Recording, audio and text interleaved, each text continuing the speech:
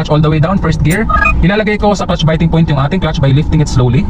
Slowly. Ayan, nasa clutch biting point na tayo. Kung mapapansin mo, umaandar yung ating sasakyan. Bakit umaandar yung ating sasakyan na clutch biting point lamang yung ginagamit natin at hindi tayo bibigay ng gas? Yun po ay posible sa sasakyan na to dahil itong sasakyan na to ay merong ECU or engine control unit mga ka-fixit, which automatically gives enough gas para umandar yung ating sasakyan kapag nasa clutch biting point na tayo. So hindi ito posible dun sa mga sasakyan na walang ECU, yung mga medyo lumang sasakyan. Pero most of the modern cars nowadays, posible na po itong gawin, no? Kung pagmamanage ng ECU na yan, pagbibigay niya ng gas, mapapaandar niya yung sasakyan at a very slow speed, at a very manageable speed mga ka-fixit, around 8, 9, 10 kilometers per hour. Depende sa car model mga ka-fixit. Pero dito sa sasakyan na to, it can go up to 8 kilometers per hour. Completely disengage your handbrake kapag kang paparangkada ka na ng iyong sasakyan.